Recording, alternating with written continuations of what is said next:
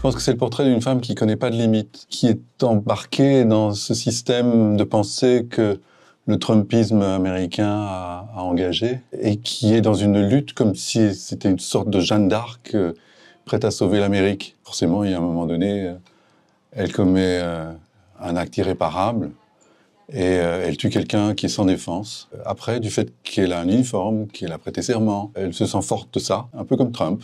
Elle pense que ce sera sans conséquence.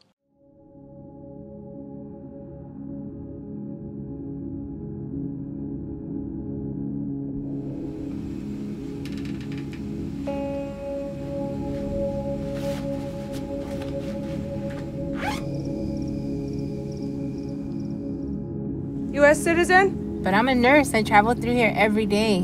And I'm telling you to park your car in the inspection zone over there.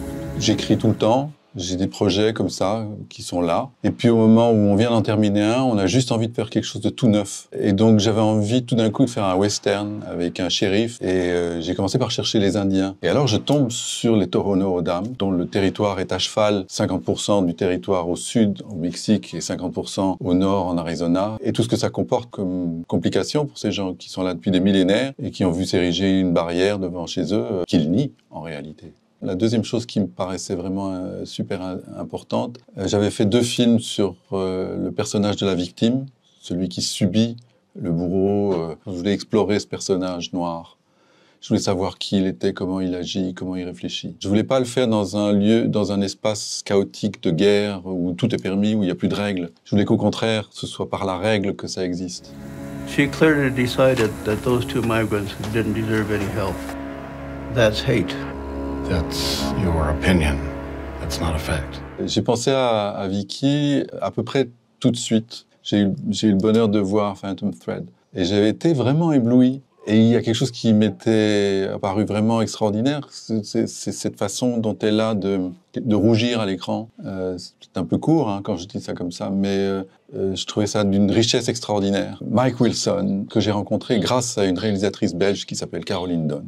Elle avait rencontré Mike, elle en avait fait le portrait. Et donc du coup, j'ai voulu aller rencontrer cet homme-là. Donc je l'ai rencontré et il était très hésitant. Il avait participé à une demi-douzaine de documentaires, mais pour lui, l'idée de la fiction n'avait jamais effleuré, évidemment. Il dégageait quelque chose à l'image que je trouvais vraiment remarquable et j'étais convaincu qu'il en ferait bon usage et que ce serait vraiment un bon acteur. Et puis alors il y a son personnage qui est celui qui est dans la continuité d'une lignée millénaire et ce peuple est là, comme ça, dans la transmission d'un savoir, dans la transmission d'une culture, dans la transmission aussi de la négation de cette culture. Et d'ailleurs, à un moment donné, dans le film, Jessica Comley se trouve face au shérif, à qui elle dit « mais on peut pas croire ces gens-là ». Donc pour elle, cet homme-là n'est même pas américain, en réalité, alors qu'il l'était des millénaires avant elle.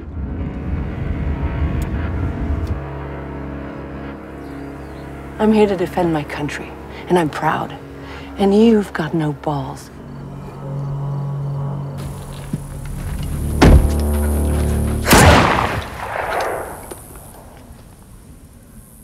Quand je fais mon film et que je me renseigne et que je rencontre des gens qui me parlent de ce que représente la migration à partir du Mexique ou d'ailleurs, que ce soit du Guatemala ou du Venezuela maintenant, avec des parcours incroyables de gens qui font des trajets à pied à travers des montagnes de boue pour arriver jusqu'à la frontière américaine et qui font tout ça une fois pour toutes. Parce que auparavant, quand cette frontière n'avait pas été militarisée comme elle l'est désormais, les migrants venaient travailler en Californie ou ailleurs, au Nouveau-Mexique. Ils faisaient les cueillettes, ils rentraient chez eux 3 mois plus tard. Ils avaient gagné de l'argent, ils construisaient une nouvelle partie, une nouvelle portion de leur maison. Mais en tout cas, il y avait un échange entre travail et économie qui fonctionnait entre le Mexique et les États-Unis. Moi, je suis sûr que si on ouvrait les frontières, il y aurait des flux, avec des moments de crise qui seraient peut-être un peu difficiles à tenir parce qu'il y aurait trop de monde, mais il y aurait des reflux dans l'autre sens, parce que tout le monde a envie de retourner chez soi. On quitte jamais sa maison sans une raison d'absolue nécessité. C'est ça qui est déjà dans le film précédent, dans Inseriated, c'était ça. Comment quitter sa maison et laisser derrière soi tout ce qu'on est, tout ce qu'on a. Who do you think you are, Comley? Huh? You think you're in the Wild West or something? That you're on a mission or something? We don't make deals. Calmly, please. No! The fuck did you say, cunt? That's enough. You hurt me! Fuck you!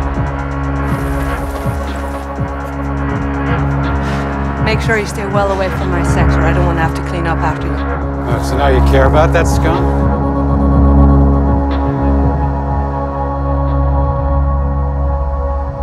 But this border, you know, doesn't exist. I know.